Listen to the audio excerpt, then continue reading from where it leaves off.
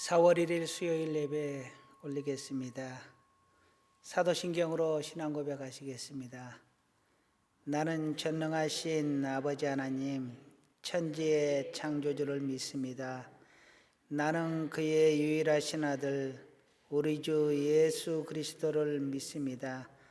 그는 성령으로 잉태되어 동정녀 마리아에게서 나시고 본디오 빌라도에게 고난을 받아 십자가에 못 박혀 죽으시고 장사된 지 사흘 만에 죽은 자 가운데서 다시 살아나셨으며 하늘에 오르시어 전능하신 아버지 하나님 우편에 앉아 계시다가 거기로부터 살아있는 자와 죽은 자를 심판하러 오십니다.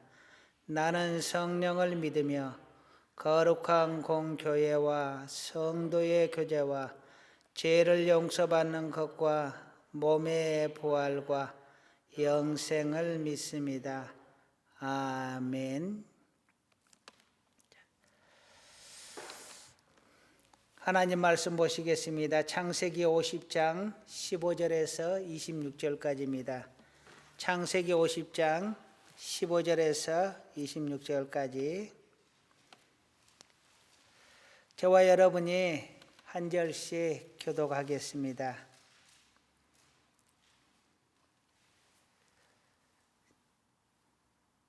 제가 먼저 읽겠습니다. 요셉의 형제들이 그들의 아버지가 죽었음을 보고 말하되 요셉이 혹시 우리를 미워하여 우리가 그에게 행한 모든 악을 다 갚지나 아니할까 하고 요셉에게 말을 전하여 이르되 당신의 아버지가 돌아가시기 전에 명령하여 이르시기를 너희는 이같이 요셉에게 이르라. 내 형들이 내게 악을 행하였을지라도 이제 바라건대 그들의 허물과 죄를 용서하라 하셨나니 당신 아버지의 하나님의 종들인 우리 죄를 이제 용서하소서 하매 요셉이 그들이 그에게 하는 말을 들을 때에 울었더라. 그의 형들이 또 친히 와서 요셉의 앞에 엎드려 이르되 우리는 당신의 종들이니이다. 요셉이 그들에게 이르되 두려워하지 마소서. 내가 하나님을 대신하리이까. 당신들은 나를 해하려 하였으나 하나님은 그것을 선으로 바꾸사 오늘과 같이 많은 백성의 생명을 구원하게 하시려 하셨나니 함께 당신들은 두려워하지 마소서. 내가 당신들과 당신들의 자녀를 기르리이다 하고 그들을 간곡한 말로 위로하였더라. 요셉이 그의 아버지의 가족과 함께 애굽에 거주하여 170세를 살며 에브라임의 자손 3대를 보았으며 므낫세의 아들 마길의 아들들도 요셉의 스라에서 양육되었더라. 요셉이 그의 형제들에게 이르되 나는 죽을 것이나 하나님이 당신들을 돌보시고 당신들을 이 땅에서 인도하여 내사 아브라함과 이삭과 야곱에게 맹세하신 땅에 이르게 하시리라 하고 요셉이 또 이스라엘 자손에게 맹세시켜 이르기를 하나님이 반드시 당신들을 돌보시리니 당신들은 여기서 내 해골을 메고 올라가겠다 하라 하였더라. 요셉이 110세에 죽음에 그들이 그의 몸에 향 재료를 넣고 애굽에서 입관하였더라. 아멘. 잠깐 기도하시겠습니다. 할렐루야. 우리 하나님 감사합니다. 지난 3일도 하나님의 은혜 가운데 살게 하시고 오늘 우리 하나님 앞에 예배할 수 있도록 인도하심에 감사를 드립니다. 날마다 우리 하나님의 은혜 가운데 살면서도 우리 하나님을 망각하고 그 은혜에 감사하지 못하며 살 때가 너무도 많음을 이 시간 고백합니다. 우리 하나님께서 무엇보다 우리의 마음을 지키시고 우리의 삶 가운데에서 우리 하나님을 의식하며 우리 하나님을 경외하며 살아갈 수 있도록 도와주옵소서. 이 시간 하나님의 말씀을 듣습니다.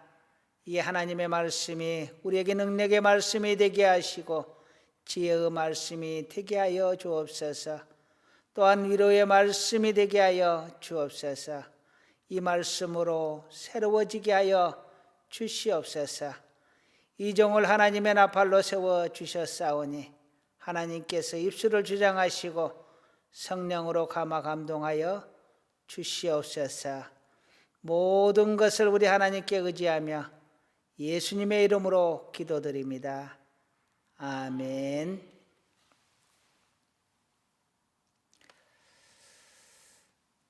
본문의 이야기는 요셉의 이야기입니다. 요셉은 야곱의 12아들 중에서 11번째 아들입니다. 어려서부터 아버지 야곱의 총애를 받아서 형제들을 아버지에게 형제들의 모습들을 이렇게 고해바치는 그러한 일들을 하였는데요. 그것 때문에 형제들에게 미움을 사게 됩니다. 그리고 형제들에 의해서 이스마엘 상인에게 팔려가게 되는데 이스마엘 상인은 이 요셉을 애굽에 데려가서 팔게 됩니다. 노예로요. 그런데 요셉이 애굽에서 팔려갈 때에 애굽의 군대 장관 보디발의 집에 팔려가게 됩니다. 보디발의 집에 팔려가서 보디발의 총애를 받아서 노예임에도 불구하고 가정의 총무를 맡게 됩니다. 그런데 요셉이 너무도 이렇게 잘생기고 총명한 사람이었던지라 보디발의 아내가 요셉과 동침하기를 원했지만 요셉은 단호하게 거절을 합니다. 그러자 보디발의 아내가 요셉에게 누명을 씌워서 요셉이 왕의 감옥으로 가게 됩니다. 그런데 그곳에서 바로의 술 맡은 관원장과 떡 맡은 관원장을 만나게 되고 그들의 꿈을 해석해 주게 됩니다.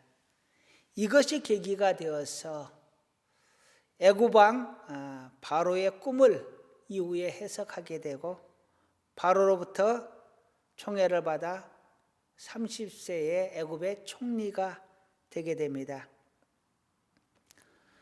애굽의 총리로 있을 때에 7년간 흉년이 있게 되는데요. 그 흉년 중에 형제들을 만나게 되고 아버지와 가족들을 다시 만나게 되고 그들을 애굽으로 이주케 하는데요. 애굽으로 이주할 때 인원이 70명이었다라고 합니다. 자, 오늘 본문의 내용은 이렇습니다. 그렇게 이주한 후에 아버지 야곱이 애굽에서 죽게 되는데 아버지가 죽게 되자 요셉을 판 형들이 겁이 났습니다. 이제 아버지가 없으니 혹시 우리에게 보복을 하지 않을까 생각을 했던 것입니다. 그래서 요셉 앞에 엎드려 용서를 구하게 됩니다. 하나님께서 요셉에게 보여줬던 꿈이 이루어지는 장면입니다. 요셉은 그 형제들을 용서합니다. 그리고 애굽에서 3대에 걸쳐 자녀를 낳고 기르며 그곳에서 정착을 하고 큰 민족을 이루게 됩니다. 하나님께서 약속하신 대로 4대를 그곳에서 애굽에서 지내게 되는 것이죠. 그리고 그 기간 동안에 이스라엘 민족을 이루게 되는 것입니다. 요셉이 110세에 죽게 되는데 그때 그는 유언을 합니다. 너희가 애굽에서 나갈 때에 하나님께서 약속하신 대로 애굽에서 출애굽을 할 때에 내 해골도 데려가 달라라고 25절에서 유언을 합니다. 그리고 그 유언대로 그들은 이후에 출애굽을 할 때 요셉의 해골을 가져가게 됩니다. 오늘 본문의 내용을 통해서 하나님께서 주시는 감동을 함께 상고해 보려고 합니다. 첫 번째로는요, 하나님의 섭리는 야곱과 요셉과 그리고 우리의 모든 삶에 늘 함께하고 있다라는 것입니다. 우리 하나님은 임마누엘의 하나님이라고 말을 합니다. 이 임마누엘이라는 것은 우리와 함께 하시는 하나님 이런 뜻입니다. 즉 하나님이 우리와 함께하고 있다라는 것입니다.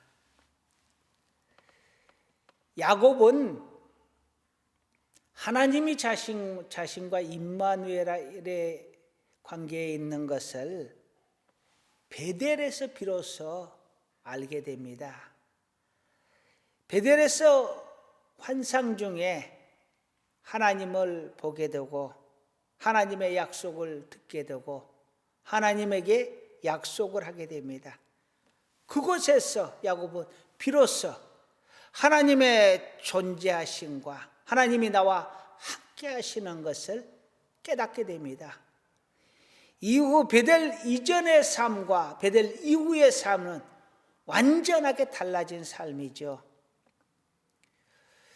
요셉은 애굽에서 비로소 하나님의 살아계심과 하나님이 자신과 함께 하시고 자신을 통해서 역사하시는 그 하나님을 깨닫게 됩니다.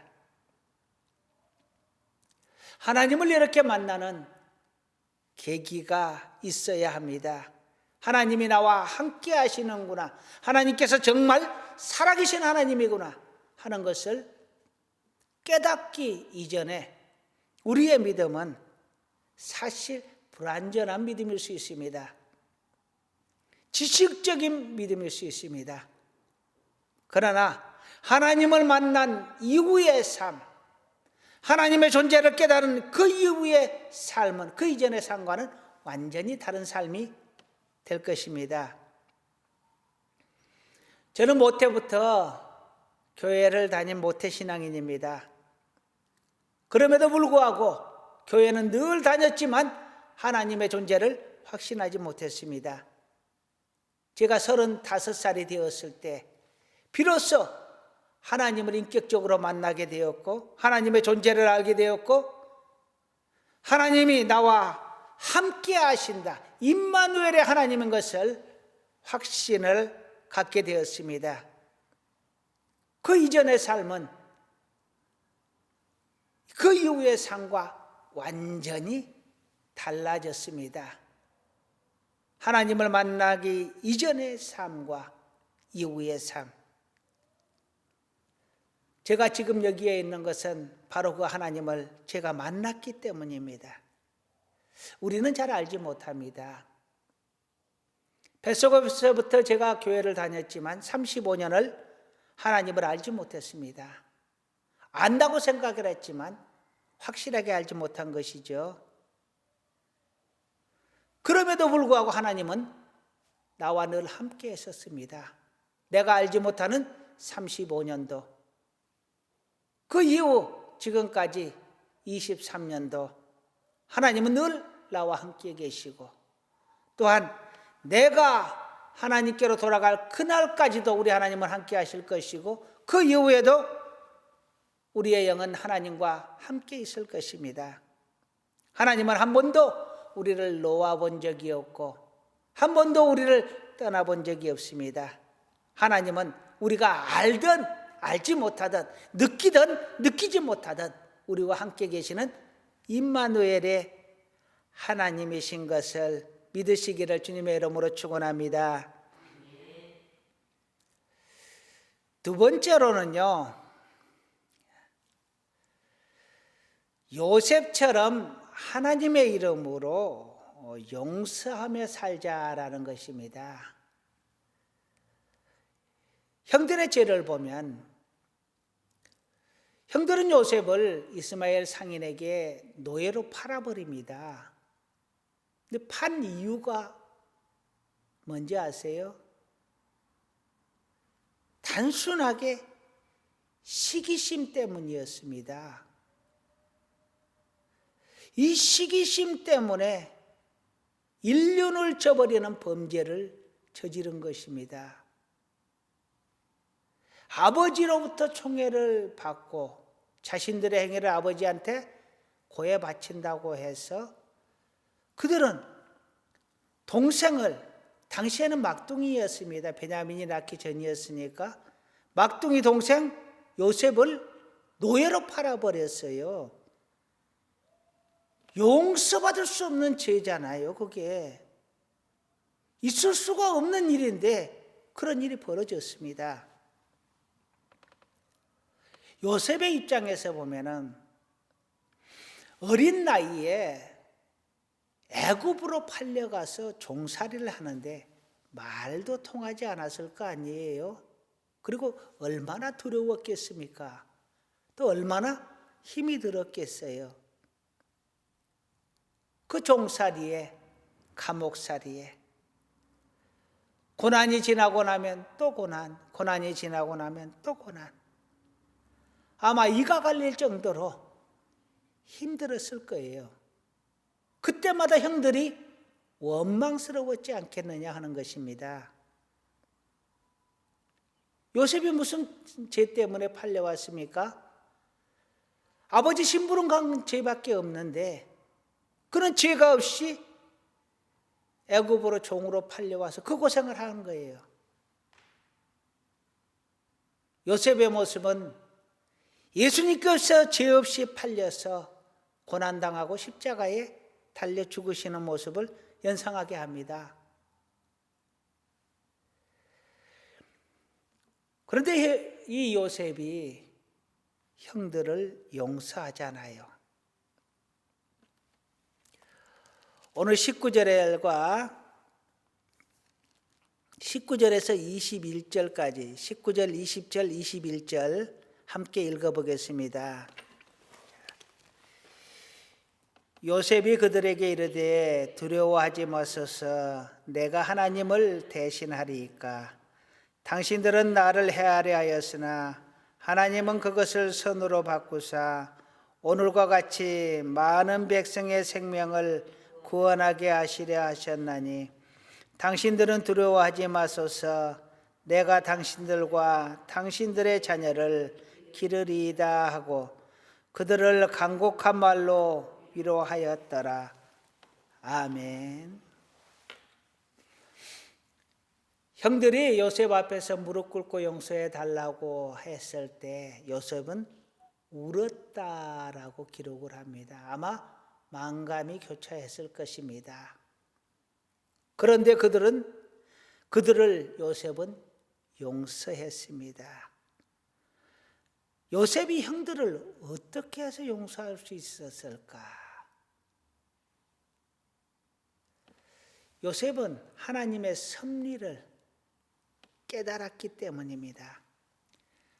하나님께서 나를 계획하시고 인도하셔서 내가 이 애굽으로 종으로 팔려오게 되었다. 즉 하나님께서 나를 먼저 애굽에 보내셨다라는 것을 깨달았기 때문입니다. 당신들이 아니라 하나님이 나를 보내셨다라는 것입니다. 두 번째로 보면은 20절을 한번 보겠습니다. 매우 중요한 말이 나오는데요. 하나님은 그것을 선으로 바꾸사 오늘과 같이 많은 백성의 생명을 구원하게 하시려 하셨나니 라고 말을 합니다. 하나님은 그것을 선으로 바꾸셨다라고 말을 합니다. 지나간 어두운 과거, 지나간 아픈 과거는 지나갔습니다. 그리고 그것을 하나님은 선으로 바꾸셨습니다. 그러니 이제 요셉은 지난날의 형들의 허물을 덮어줄 수 있게 된 것입니다. 우리가 신앙생활하다 보면 어렵고 힘들었던 과정들 다 지나고 나서 우리 하나님 앞에 감사드릴 때가 많이 있습니다. 아, 그것도 다 하나님의 뜻이었구나. 하나님께서 주시는 시험이었구나. 하나님께서 주시는 과정이었구나 라고 생각하며 하나님 앞에 감사하게 될 때가 많습니다. 아마 요셉이 아마 그런 모습이었던 것 같아요. 그리고 21절을 보게 되면 당신들은 두려워하지 마소서, 내가 당신들과 당신들의 자녀를 기르리이다 하고 그들을 간곡한 말로 위로하였더라 라고 말을 합니다. 요셉의 선한 마음을 읽어볼 수 있는 대목입니다. 그 형제들과 그 식소들까지 사랑하는 마음을 결코 잃지 않았던 요셉의 성품을 볼 수 있습니다. 이처럼 하나님의 섭리를 깨달았고 하나님께서 그것을 선으로 바꿔주셨고 그리고 요셉의 따뜻한 성품으로 요셉은 형들을 용서할 수 있었던 것입니다. 우리는 가끔 정말 용서하기 힘든 사람을 만나게 될 때가 있습니다. 그럴 때 어떻게 합니까? 어떻게 해야 할까요? 저주를 해야 할까요? 덮어놓고 내가 너를 용서한다고 이야기를 해야 될까요? 그냥 잊어버리려고 애를 써야 할까요? 하나님 앞에 선 우리의 모습은 기도하는 모습이기를 원합니다. 때로는 하나님 앞에 원망도 하고 한탄도 하고 하나님 앞에 고발도 하고 그러나 하나님 앞에 용서를 구하는 기도를 할 수 있기를 원합니다. 그런데요, 이 용서를 구하는 기도는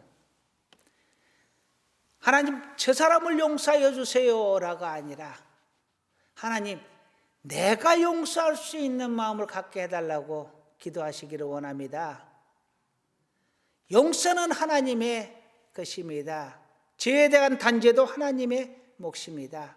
다만 내가 미워하는 마음을 오래 품지 않도록 내가 미워한 마음을 끝까지 가지지 않도록 하나님 나의 마음을 부드럽게 다스려 주셔서 온화하게 다스려 주셔서 용서할 수 있게 하여 주옵소서라고 기도할 수 있기를 간절히 원합니다. 그리고 고난 중에서 하나님께서 나에게 보여주신 그 은혜와 감사의 조건들을 기억하고 늘 우리 하나님 앞에 모든 것들에 감사하는 마음을 가질 수 있기를 간절히 소원합니다. 데살로니가전서 5장 16절에서 18절에 항상 기뻐하라, 쉬지 말고 기도하라, 범사에 감사하라, 이는 그리스도 예수 안에서 너희를 향한 하나님의 뜻이니라 라고 말을 합니다. 범사에 감사하라고 합니다. 어떤 고난 중에서도 감사하고 기쁨 중에 더욱더 감사할 수 있는 우리 모두가 되기를 간절히 축원합니다.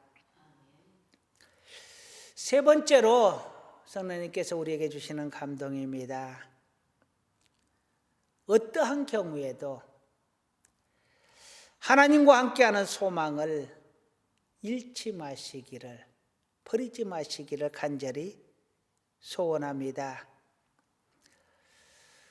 오늘 본문 22절에서 26절을 보게 되면 요셉이 죽을 때에 출애굽을 할 때에 나의 해골을 가져가 달라라고 간곡하게 부탁하는 장면이 나옵니다. 요셉의 소망은 여기에 있습니다. 하나님의 섭리에 의해서 이스라엘 백성이 애굽으로 왔지만 애굽에서 다시 하나님의 약속에 의해서 다시 나갈 것을 요셉은 알았습니다. 그 출애굽의 소망을 요셉은 버리지 않았다라는 것입니다. 심지어 죽어서도 그 소망을 버리지 않았습니다. 내 해골을 가져가 달라고까지 부탁을 하잖아요.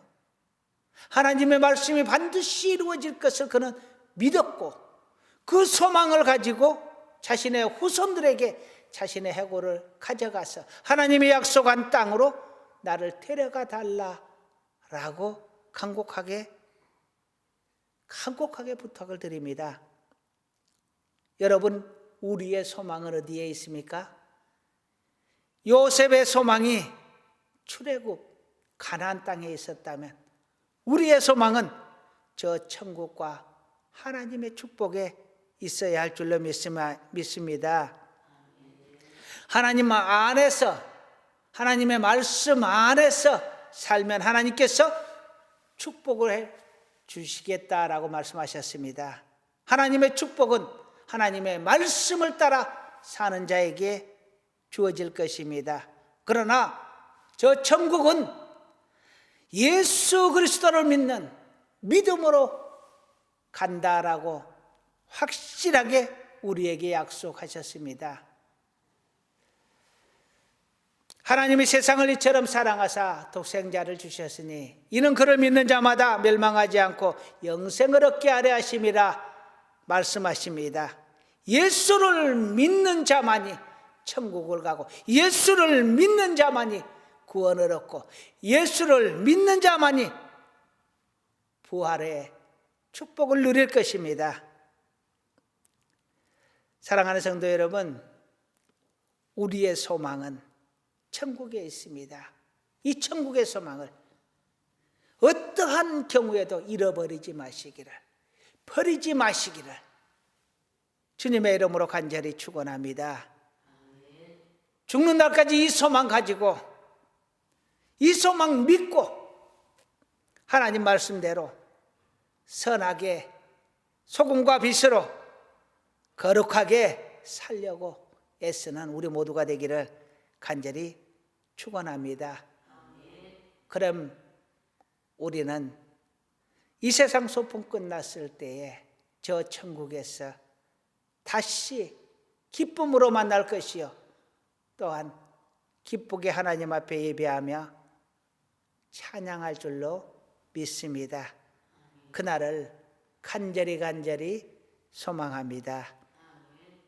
이제 말씀을 마무리하려고 합니다. 하나님께서 오늘 우리에게 주신 감동과 교훈 세 가지를 말씀드렸습니다. 첫 번째로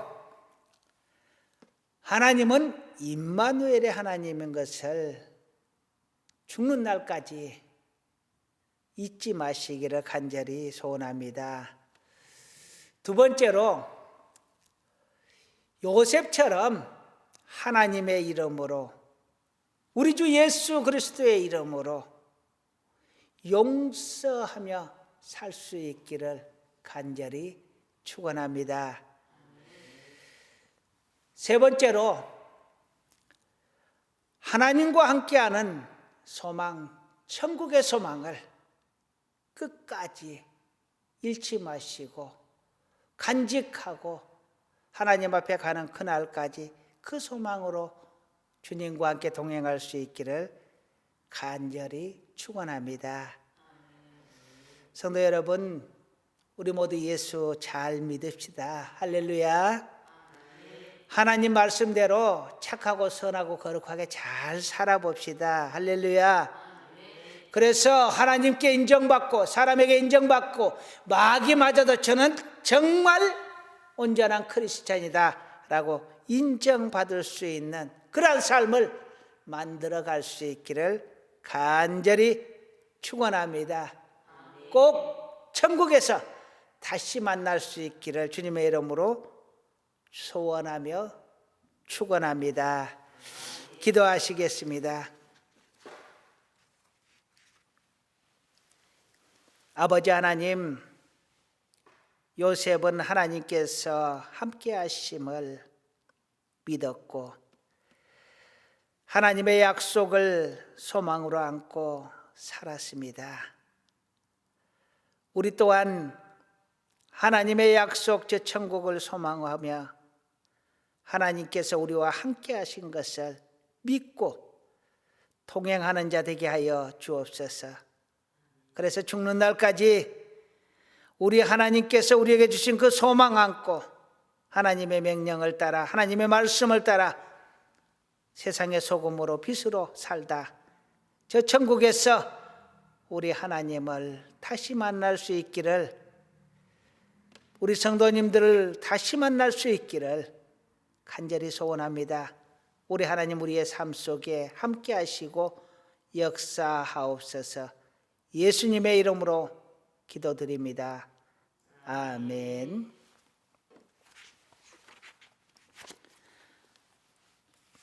찬송가 488장 1절과 4절만 찬양하겠습니다. 488장 찬양합니다. 이 몸의 소망 무언가 우리 주 예수뿐일세. 우리 주 예수 밖에는 믿으리 아주 없도다. 주 나의 반석이시니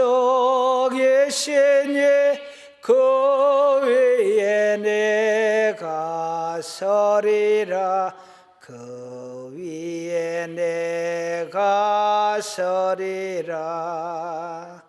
바라던 천국 올라가 하나님 앞에 배울 때 구주의 우를 힘입어 어여시 바로 서리라. 주 나의 반석이시니 그 위에 내가 서리라. 그 위에 내가 서리라. 아멘. 교회 소식 전하겠습니다. 다음 주가 종려 주일입니다. 그리고 그 한 주간이 고난주일인데요. 평상시에 늘 고난주일에 저희가 특별 새벽 기도회를 했습니다. 그 새벽 기도회는 올해는 쉬도록 하겠습니다. 그리고 12일 날이 부활절인데요. 5일까지 예배를 자제하도록 이렇게 요청이 왔습니다. 그리고 12일은 사실은 상황을 봐서 예배를 이렇게 모여서 드릴 것인지 아니면 영상으로 드릴 것인지 그때 가서 결정해서 다시 통보하도록 하겠습니다. 코로나19로 인해서 당분간 주일 예배, 수요 예배 이렇게 영상으로 드리는데요. 가정에서라도 꼭 함께 예배 드려주시기를 부탁드리겠습니다. 새벽 기도회, 금요 기도회는 자율 기도로 합니다. 그리고 모든 교회의 행사들은 당분간 보류하도록 하겠습니다. 헌금은 교회 계좌로 이체하시면 되겠습니다.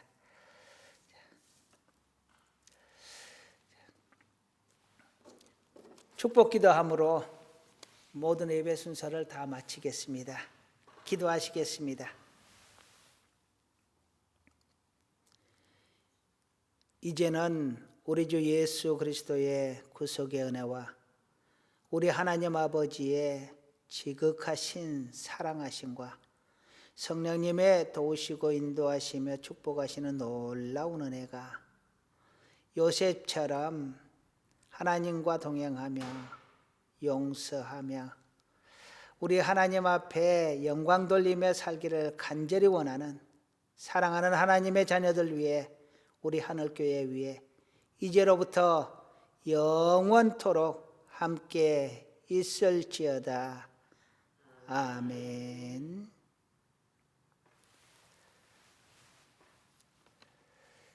예, 감사합니다.